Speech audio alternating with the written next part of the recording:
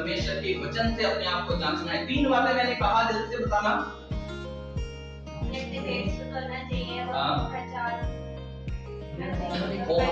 होमबली और देने वाला, है ना।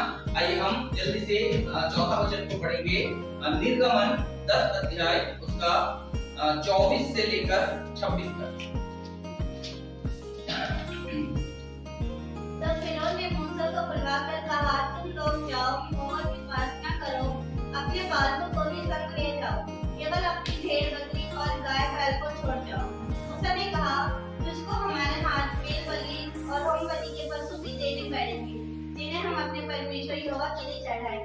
इसलिए हमारे पशु भी हमारे संग जाएंगे, उनका एक खून तक ना रह जाएगा, क्योंकि उन्हीं में से हमको अपने परमेश्वर यहोवा की उपासना का सामना लेना होगा और हम जब तक महान ना होंगे तब तक नहीं जानते कि क्या क्या लेकर यहोवा की उपासना करेंगे। जब मूसा ने कहा इजराइल को जाने दे, तो हारून ने एक ट्रिक लगाया। क्या ट्रिक लगाया? बच्चों को ले जाओ, तुम भी जाओ, केवल क्या करो, भेड़ बकरी को यहाँ मतलब संपत्ति को, उस समय यही तो संपत्ति था। अब अच्छा हाँ, फिरौन ने क्या किया? मैंने हारून बोला, हालेलुया। तो फिरौन ने बोला कि अपना भेड़ बकरी को यहाँ छोड़ के जा, मतलब भेड़ बकरी संपत्ति यहाँ छोड़ के जा। हारून ने क्या कहा? भेड़ बकरी का एक पैर का खूर भी नहीं छोड़ेंगे, क्योंकि इन्हीं से परमेश्वर के उपासना का सामान लेना है। हालेलुया। मतलब परमेश्वर क्या कहना चाहता है?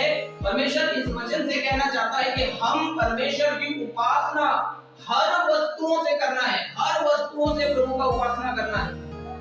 हालेलुया। जो भी हमारे घर पे है उससे परमेश्वर की उपासना होना चाहिए। यदि मैं भेड़ बकरी के झुंड में हूँ, यदि मैं भेड़ हूँ, तो मेरे हर एक अंग परमेश्वर का महिमा करेगा। Hallelujah, hallelujah. केवल हमारा मुंह, प्रभु कहता है इनका मुंह, इनका होंठ मेरा आदर करता है, मन मुझसे दूर है। प्रभु क्या चाहता है? होंठ भी आराधना करे, मन भी। इसलिए तो दाऊद भजन संहिता 103 में क्या कहता है? आप पढ़िएगा जरा। हे मेरे मन, वो अपने मन को कह रहा है। होंठ तो हमेशा स्तुति करता है, मन दूर रहता है ना, इसलिए मन को कह रहा है, हे मेरे मन यहोवा को धन्य कह। पढ़िएगा।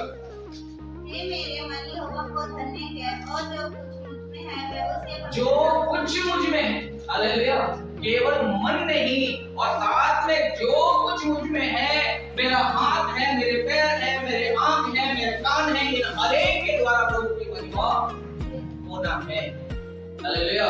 इधर मुंह से हम परमेश्वर की स्तुतियां, परमेश्वर के गाना गाते हैं, और इधर ठिप्पी लगाकर फिल्मी का, है ना, प्रभु की महिमा होगा। प्रभु कहता है, दाऊद कहता है, हे मेरे मन यहोवा को धन्य कहे, और जो कुछ मुझ में है उसके द्वारा भी प्रभु की महिमा होना है।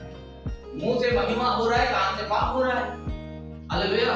अगर हृदय से महिमा हो रहा है तो आंख पूरा काम कर रहा है, सोच पूरा कर रहा है, इधर आराधना कर रहे हैं, घर पे जाके बेजुबानों पति पत्नी लड़ाए, तो उधर से कहां प्रभु का महिमा हो रहा है? एक अंग प्रभु का महिमा कर रहा है, बाकी अंग प्रभु को शोभित कर रहा है। हालेलुया। जो कुछ मुझ में है उसके द्वारा प्रभु के नाम को महिमा मिले। भेड़ अगर हम हैं तो हमारे हर एक अंग प्रभु को महिमा देगा। इसलिए रोमियो में लिखा है, अपने उन अंगों को परमेश्वर के हथियार होने के लिए परमेश्वर के हाथ में सौंप दो। हालेलुया। सारे अंग रोजाना, एक बार सूर्य विहार की प्रार्थना में, सूर्य विहार में आराधना होता था, उस समय आयरिस करके एक पास्टर आते थे, हमारे बगल में रहते थे। वो बीसीआई चर्च के थे, पास्टर थे, लेकिन वो हमारे आराधना में आ जाते थे, उनको अच्छा लगता था। जब यहाँ पर हम खड़े होकर आराधना कर रहे थे सूर्य विहार में, मैंने प्रार्थना विषय बोला। जब आराधना में मैं सब मगन थे, उस समय मैंने कहा, आओ हम अपने जीव को प्रभु के हाथ में, इसके द्वारा पाप ना हो। फिर उसके बाद मैंने कहा, आओ हम अपने आंखों को प्रभु के हाथ में, ऐसे करके सारे अंगों को लेकर प्रार्थना करवाया। प्रार्थना खत्म होने के बाद आइरिस ने बोला कि पास्टर जी मैंने ये पहली बार अपने लाइफ में देखा कि ऐसे भी प्रार्थना होता है। हालेलुया। क्यों? क्योंकि हे मेरे मन परमेश्वर को धन्यवाद धन्य कहो और जो कुछ मुझ में है, जो कुछ प्रभु ने आपको दिया है उनके द्वारा भी प्रभु के नाम को महिमा। तब हम भेड़, हालेलुया, क्योंकि भेड़ से ही परमेश्वर आराधना लेगा करके बाइबल में लिखा हुआ। हालेलुया। कितनी बातों को मैंने बताया? 4 बातें। आखिरी में भेड़ के द्वारा प्रभु को, जब सबसे पहला बलिदान प्रभु को चढ़ाया गया था, सबसे पहला वो कौन था और किस चीज का भेड़ चढ़ाया था जिसको प्रभु को अच्छा लगा?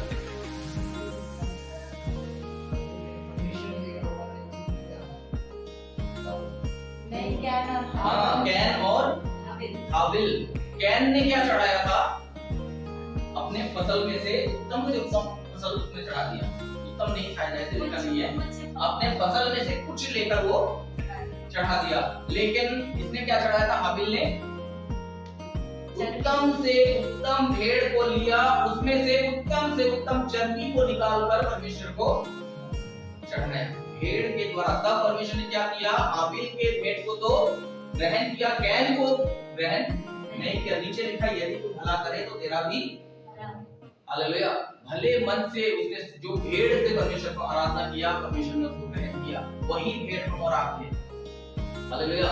यदि हमारे द्वारा प्रभु को महिमा नहीं मिल रहा है, हमारा एक अंग प्रभु को महिमा कर रहा है, हमारा यहाँ शरीर प्रभु को महिमा कर रहा है, आत्मा प्रभु से दूर है, तो कोई फायदा नहीं है। अन्य भाषा बोलते समय हम बहुत अच्छा से अन्य भाषा बोल रहे हैं, लेकिन बाहर जाकर हम बिल्कुल उसका उल्टा काम कर रहे हैं, तो सच में कोई फायदा नहीं है। प्रभु हमें भेड़ के रूप में अगर देखता है तो हमारा सारा अंग प्रभु को महिमा देगा।